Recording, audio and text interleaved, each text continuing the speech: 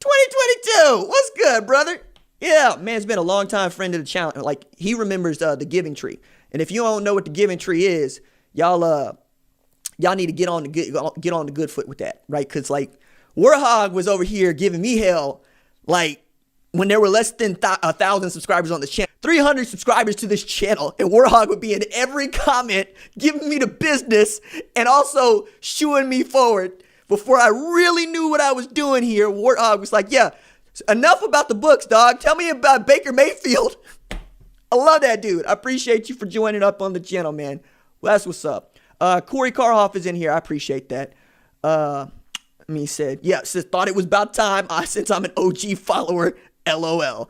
Let's see. Corey Karhoff said, can't justify Georgia over Miami and Indiana. Sorry. We're going to get into that here in just a little bit. I'm with you on that, though. Happy Thanksgiving to all of you as well. Be a few treats on the channel tomorrow, one of which I will tell you about right now. I think I'm going to let go this tremendously long upload from the 2019 Big 12 Media Days, where I talked with Cree Humphrey, Kenneth Murray Jr., and CeeDee Lamb ahead of the 2019 season. It's really cool, like, just to take a look back at that. Probably going to drop that tomorrow night around Thanksgiving as a special treat for everybody who's going to come through. Let's see. Who else is in here? Somebody says terrible LAMO. AO, they suck. Oh yeah, LSU. That's who we talk about. Damn not Saban. All right. So let's talk about damn not Saban. So Nick Saban tested positive for the virus earlier today, or at least revealed that positive test earlier today. PCR test. It is not a false negative like the one that happened ahead of the game against Georgia. Now, Peter Burns had a really great joke that I'm going to relate to you, which is, you know that somebody's going to call in the Feinbaum show, which is on about right now, to say that, Nick Saban had that false positive narrative cooked up so that he would have his team ready for it, if he ever did test positive, which they're probably not actually joking. They're probably telling you what they really feel, which is even more wild, and one of the reasons that we love SEC football as much as anything else. Fans are just out there crazy. But that also means Steve Sarkisian really is going to have to assume the controls against Auburn in the Iron Bowl this Saturday. Now, that's not the big deal that it would have been against the Georgia team, because we expected that Georgia team to be really good. They weren't. And we expected this Auburn team to be really bad. They still might be. It's also a way different Alabama team than the one that Auburn beat last year, to say nothing of how much different the Auburn team is that beat them last year is this year. The only things that people remember, right, on the surface is Mac Jones, is Bo Nix, right? You remember that you had Derek Brown in the middle. You remember Kevin Steele's defense. You remember Mac Jones throwing those 2 pick sixes, one of which was really not his fault.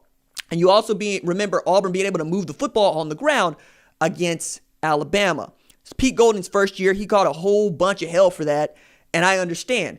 But what people tend to forget is just how big a deal it was to have Derek Brown in the middle of that defense for Auburn, along with Big Cat Bryant, and how they've gotten so much smaller in the front 7 this year. It's going to be much harder for you to bully the Alabama offensive line this year. It's also easy to forget Alabama's defense was down 4 starters in their front 7. You also didn't really have much in the way of the defensive tackle development. You're still waiting on some guys to grow up. You're having to play Shane Lee and Christian Williams in the middle, right? In a way that you don't really want to have to do that. They're true freshmen. You wanted to have Dylan Moses out there. You would love to have had Terrell Lewis just be completely healthy and being able to play outside linebacker as opposed to him moving inside. You also need to take into account Trayvon Diggs is gone, right?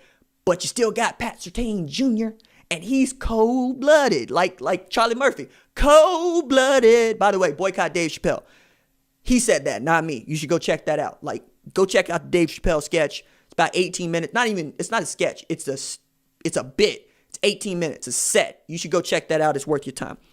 But on to Alabama, Steve Sarkisian is also in a really great spot here, because as a former head coach at Washington and USC, we know that he has those head coaching chops. He's also proven himself as an offensive coordinator here in the last few years. But think about how he has been a developer of quarterbacks here of late, and why that probably matters just as much for them winning a national championship or the opportunity for them to win a national championship this year, as much as him perhaps being a Power 5 head coach at the spot that he wants to be at next year. Because think about quarterback development, right? He has helped develop Tua Tagovailoa. He's developed Mac Jones from a 3-star recruit into a front runner for the Heisman Trophy. Other guys that have been developing outstanding quarterbacks, Lincoln Riley, right? Head coach. Ryan Day, head coach. I mean, the only guy that's probably not on that list is Dabo Swinney with Trevor Lawrence and Deshaun Watson. Also, though, head coach, right? I think we're going to see Steve Sarkisian, like Lane Kiffin, head coach, end up being a head coach. It's about when does he want to take that job and what job he wants to take. I don't think the South Carolina job is the one you want to take if you are Steve Sarkisian. I think you are sitting in the Kirby Smart catbird seat of I'm going to wait for the perfect job to come open for me, and then that's what I'm going to do. Because there's a whole hell of a lot worse jobs than being the offensive coordinator at Alabama, where you got toys like Najee Harris. You got toys like Devontae Smith and John Mechie and Slade Bolden. And for a time, what many people thought was the best player in all of college football in Jalen Waddle. And then you get to replenish all of that, right? They got dudes coming in. They got dudes on the depth chart. Trey Sanders is a dude. Brian Robinson is a dude. I mean, Ja'Cory Brooks is a dude. Ajay Hall is a dude. Like, it's so much fun to be the coordinator at Alabama right now because you also are recruiting one of the best offensive lines, like perhaps in history. Think about that. They are awesome on the offensive line right now. Terrence Ferguson. That's the worst dude on the offensive line. You got the Brockemeyer twins.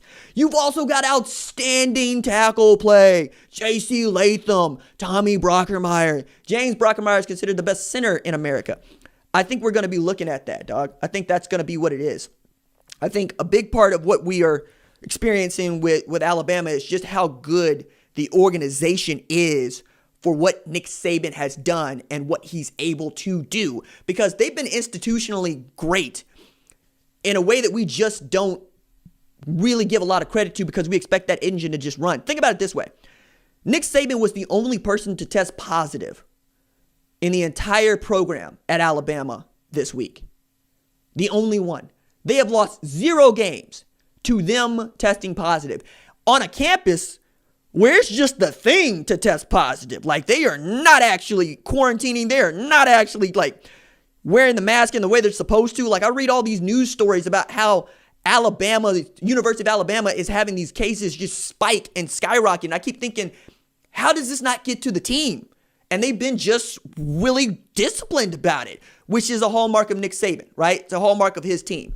His perma-grimace on the sideline, his folded arms on the sideline. They are about discipline. They are about tightened up, right? They want to stay tightened up. So much so that when you lose Tua Tagovailoa to a season-ending injury, you can bring in a 3-star recruit like Mac Jones, and you can still torch people like Auburn.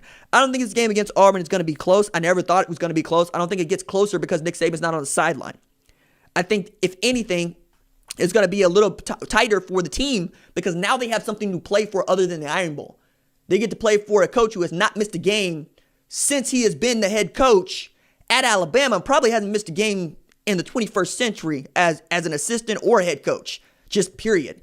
It's also been him since 2007 there, which is to say Tommy Tuberville is a United States Senator right now, as wild as that is to imagine. He actually beat Nick Saban at Auburn as a head coach. Like, that's how long ago it was when we weren't actually thinking about who Nick Saban is and how great he is at being himself and what he has built at Alabama.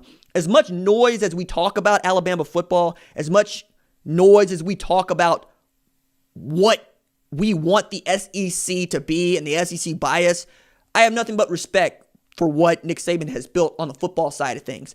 And I have tremendous respect for all the kids that managed to make it through that program because I could not take that sort of chewing every day for 4 years. It just could not be me.